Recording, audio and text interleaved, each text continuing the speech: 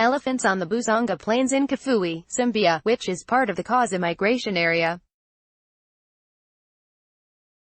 Photo, Tony Weaver. The Convention on International Trade in Endangered Species, CITES, needs to be radically revised if it is to meet the ever-changing needs of African wildlife conservation.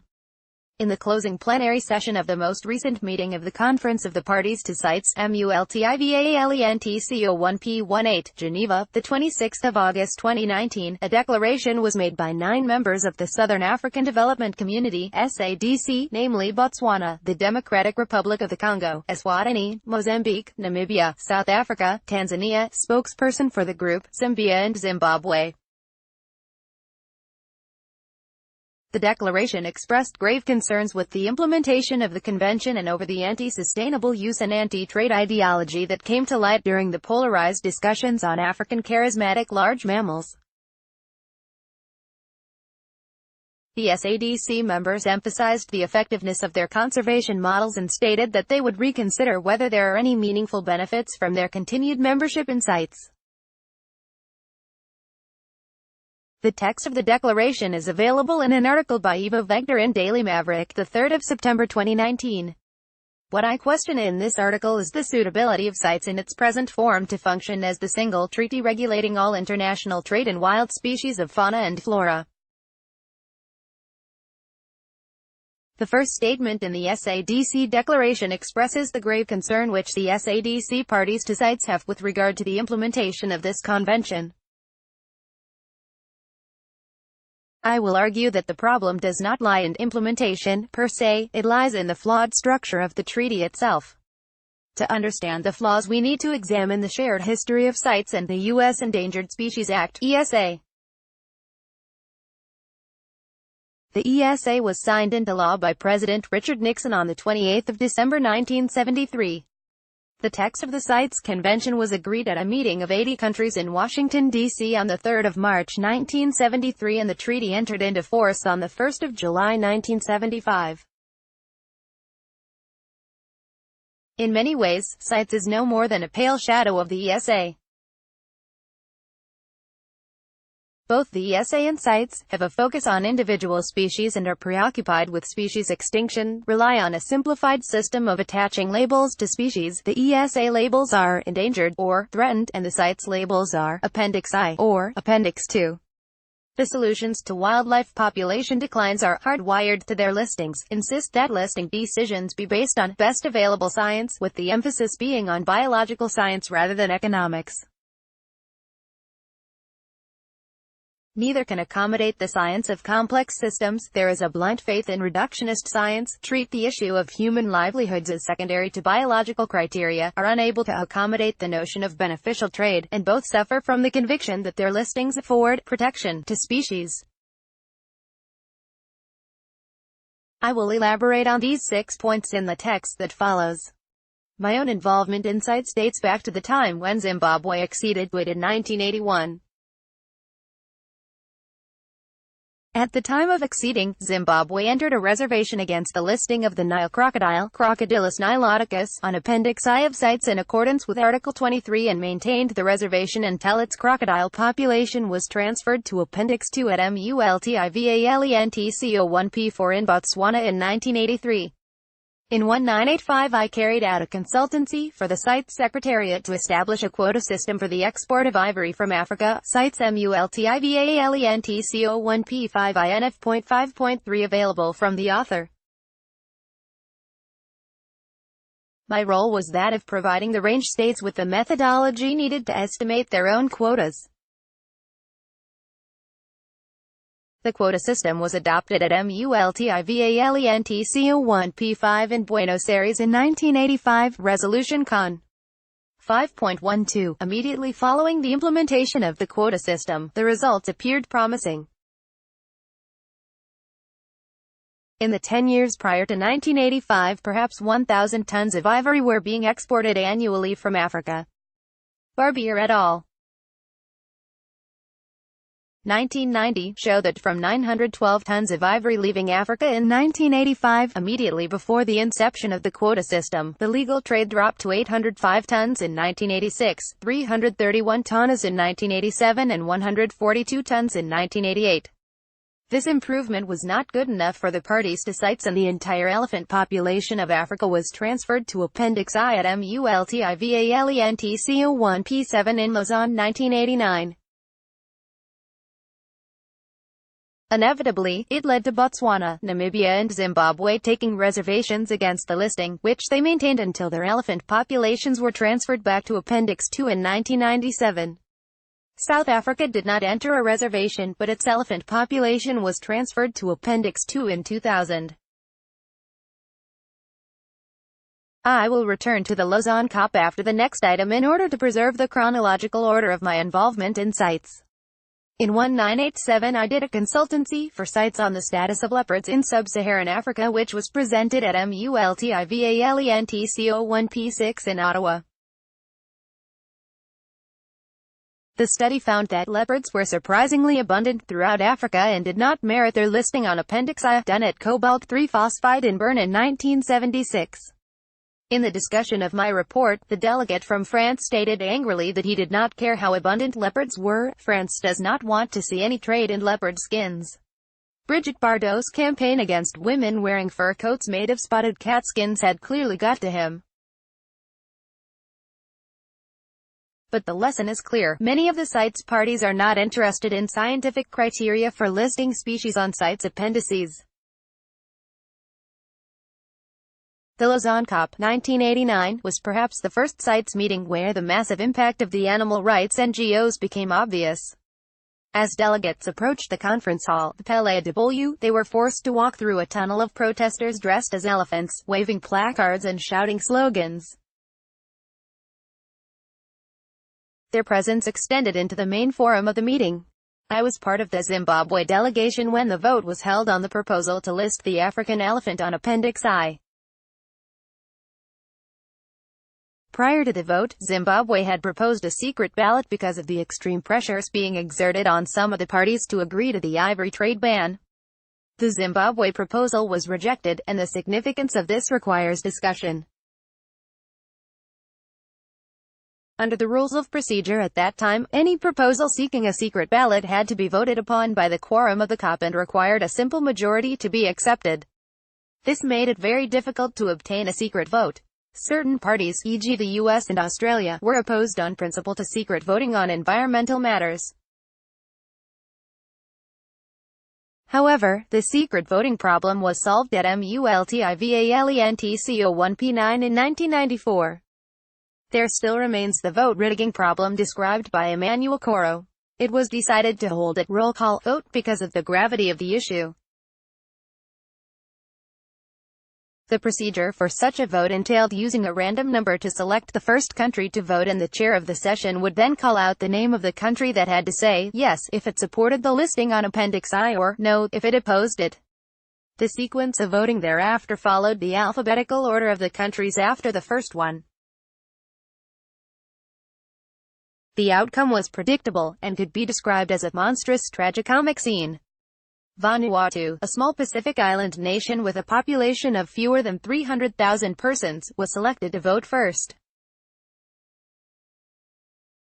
The chair called its name, and in clarion tones, Vanuatu shouted, "Yes." At that moment the scales fell from my eyes and I was suddenly able to understand the truth. This was a lunatic Democratic Express careering off the tracks. Vanuatu has no elephants and would not be accountable for the subsequent costs of protecting and managing Zimbabwe's elephants without an income from ivory. It is doubtful whether Vanuatu would have reached this decision in the absence of the intensive lobbying that took place at the meeting. After the vote, I wandered the corridors of the Palais, exchanging views with key persons at the COP. I asked them if they were happy with the decision. None were. I asked them whether they would be willing to participate in a think tank in Zimbabwe if I could find the funding and organize it in such a way that the results of the meeting remained off record. Most of them said yes, and the meeting was held in 1991. The agenda for the meeting was simply to identify the shortcomings of CITES. This led to the spate of proposals presented by the SACIM states Botswana, Malawi, Namibia and Zimbabwe to MULTIVALENTCO1P8 in Kyoto, Japan, in 1992. Included in these proposals was one extolling the benefits of trade, which was adopted after considerable resistance from parties that opposed trade on principle. Another SACIM draft resolution proposing new criteria for listing species on the appendices was provisionally adopted, COM.8.11, subject to revisions to be made before the next COP. This resolution attempted to take into account the benefits of trade, and the paragraph below appears in its preamble. 14. A fundamental assumption in most interpretations of the convention is that trade has primarily negative effects on conservation. In 150 resolutions approved by the Conference of the Parties, nowhere is it stated that trade may have benefits for conservation. Trade is seen as something to be tolerated while species are abundant, increasingly restricted as species are threatened, and finally prohibited when they are endangered with extinction. This philosophy is also enshrined in the U.S. Endangered Species Act. It is challenged in the draft resolution Doc. 8.48 Rev, which lists a number of types of trade which contribute positively to species survival, regardless of their status with respect to extinction. The revised resolution, Conference 9.24, was adopted at MULTIVALENTCO1P9 in Fort Lauderdale, U.S., and has since been amended at COPs 12, 13, 14, 15, 16 and 17, and amended by the Secretariat in compliance with Decision 14.19 and with the decisions adopted at the 61st meeting of the Standing Committee. It has successfully eliminated all considerations of beneficial trade, introduced the precautionary principle, and become a paradise for bureaucrats. In a conversation with Nigel Leader-Williams at a workshop in London in 1991 when IUCN was considering the new criteria to be proposed for listing species on the CITES appendices, we both agreed that it is one thing to describe the biological status of a species, but quite another matter to decide what would be the best way to rectify that status if it is not to our liking. We deplored the current situation where species were frequently listed on Appendix I, when the global status of the species was secure but subpopulations in some range states were declining. If a species is not globally endangered, then it does not belong on Appendix I. We also agreed that science had not yet arrived at any definitive method for evaluating the likelihood of extinction. Prediction is very difficult, especially if it's about the future, as Niels Bohr, Nobel laureate in physics and father of the atomic model, said, c. in 1920. At the close of MULTIVALENTCO1P8 in Kyoto, I had a conversation with Harry Messel, who was one of the drafters of the original CITES Treaty in 1973. I asked him whether, if he was doing the same task again, he would do it the same way. His reply was, "Hell no, Rowan. You have to understand that in 1973 we knew very little about the extent of trade in wildlife. We suspected it was having an impact. If I were rewriting the Articles of CITES now, I would get rid of the appendices altogether and move the entire treaty onto a quota system. We have seen how successful this has been in destroying the illegal trade in crocodiles, so I set my sights on proposing a review of the treaty at MULTIVALENTCO1P9, Fort Lauderdale in 1994. To this end, I prepared a document titled CITES II, the Second Convention on International Trade in Endangered Species of Wild Fauna and Flora. It incorporated Messel's ideas on moving CITES towards a quota system and dispensing with the appendices. Because I knew that it would automatically generate an adverse reaction at the COP, I circulated it privately to those parties that had strong views on sustainable use. Because of Zimbabwe's radical reputation at CITES, Canada agreed to present the proposal. The motion to undertake a review of the effectiveness of the convention was carried, and the consultancy was awarded to Environmental Resources Management (UK), linked to PricewaterhouseCoopers by the Standing Committee. SC 36.5 Summary Report. The review was a damp squib. The consultants avoided looking at the highest-level issues such as the articles of the treaty wherein I believe the major problems of the convention lie. To attack CITES in this way would also call the ESA into scrutiny, and this was unpalatable to the U.S. The U.S. had used its privileged position to have its own advisors attached to the consultants, and this prejudiced the study from the outset. One of the most significant findings, or lack of findings, in the review was that the consultants found no species that had unequivocally benefited from their listings on the CITES appendices. CITES went on to develop an action plan for improving the effectiveness of the convention, which was adopted at MULTIVALENTCO1P11 in Kenya, Doc.11.12.1, 6 years after MULTIVALENTCO1P9. The action plan introduces no radical changes but places emphasis on capacity building and improved law enforcement. Implicit in this is the notion that developing countries will benefit from training by Northern Hemisphere experts, yet more neocolonialism. I was sufficiently disillusioned with CITES by the year 2000 that I vowed to have nothing more to do with it. I had wasted nearly 2 decades trying to improve the treaty to no avail. Then, in 2011, the CITES Secretariat invited bids for a consultancy to do a study on a decision-making mechanism for a process of trade in ivory, DMM study. The study arose from Decision 14.77 made at MULTIVALENTCO1P14, The Hague, in 2007. The remuneration was sufficient to make me break my vow in the paragraph above. I assembled a team of experts to carry out the work, and the final report was submitted to the Secretariat in May 2012, 5 years after the decision at The Hague. I presented the final report to the 62nd Standing Committee meeting in Geneva in July 2012 and fielded comments from the parties and observers. My analysis of the discussion and the events from 2007 to 2016 reaches the conclusion that SADC must expect that all attempts to pursue illegal ivory trade through the present CITES mechanisms will fail.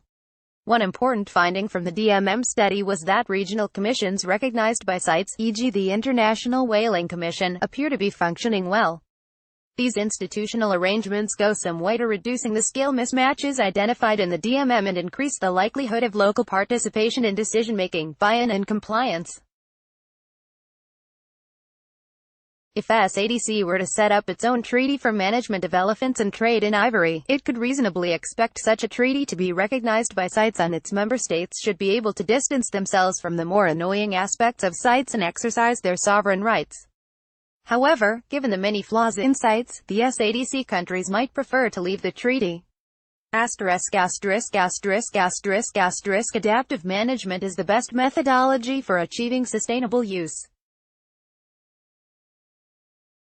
Rudenbeek and Cartier, 2001, remark that it is the only method for dealing with complex systems and observe that we have become a culture of control freaks. CITES has never been able to accommodate adaptive management. I remember an occasion at one of the CITES COPs when the U.S. was haranguing the elephant range states for not counting their elephant populations often enough to set accurate hunting quotas. Peter Dollinger spoke up. The distinguished delegate from the United States is exhorting the African states to carry out more population counts. I would point out to him that Switzerland has been managing its deer population very competently for the past 600 years. We have not yet counted them. CITES is mistakenly seen as a protective device, but it does not, in fact, protect species. That can only be done by the range states, leaving aside marine species. The limited tool at its disposal is the prohibition of legal international trade between its parties. If Western importing nations were requested by range states to assist in prohibiting or limiting trade in certain species, the treaty would be fulfilling its original purpose. But if the importing states decide unilaterally that trade is undesirable, this exceeds the reasons for coming together to form a treaty. There is ample evidence from the stricter domestic legislation being invoked by importing countries to suggest that the treaty is not working. It is unsatisfactory to quote the precautionary principle as an antidote to the above statement because it cannot be critically tested, to argue that a species, if removed from Appendix 2 and so denied that protection of CITES, might become threatened is to use Catch-22. If the CITES parties will not allow the hypothesis to be tested, it cannot be falsified. In 2016, Zimbabwe submitted a proposal to MULTIVALENTCO1P17 in South Africa to remove the annotation affecting the listing of its elephant population on Appendix 2, which was preventing trade in ivory. In the overview to this proposal, Zimbabwe queried what the parties understand by the term experimental trade. CITES Doc 11.31.1 is titled Experimental Trade in Ivory, and the title reoccurs on other documents. The entire edifice of constraints contained in the annotation is anti-experimental, which is not good science. This could have been addressed by allowing Zimbabwe the opportunity to trade in the manner proposed and, hence, provide an experimental control for the present system that is not working. However, the parties rejected the proposal. Humans have evolved a basic toolbox which enables them to cope with the exigencies of daily living. They follow the basic principles of commerce and have conditioned responses to a wide range of stimuli. Yet they are frequently expected to abandon this toolbox when considering conservation. It has done no favor to the cause of conservation that the use of wild animals and their environments has been placed in a special category that departs from the conventional manner in which people handle their day-to-day decisions. Murphy and Martin 2016, page 8. Ian Parker, Pers.com, makes a number of insightful observations about CITES that are relevant to my postulation that the fundamental problems of CITES lie in its structure. There are plenty of trading treaties in the world set up for agricultural commodities and minerals that function very well. The general pattern of these treaties is that each commodity has its own treaty, e.g. wheat, maize, cotton, tobacco, and it is the traders that shape the functioning of the treaty. The situation in CITES where environmentalists and academics who understand very little of the mechanics of trade presume to draw up rules for international commerce would be unthinkable for agricultural commodities. The number of wild fauna and flora species that are traded internationally far exceeds the number of agricultural commodities. So, the use of a single treaty, one-size-fits-all, such as CITES is ambitious in the extreme. Hank Jenkins, commenting on the recently ended CITES COP18 in Geneva, remarked, "Thank God threatened wildlife doesn't need CITES because, if they did,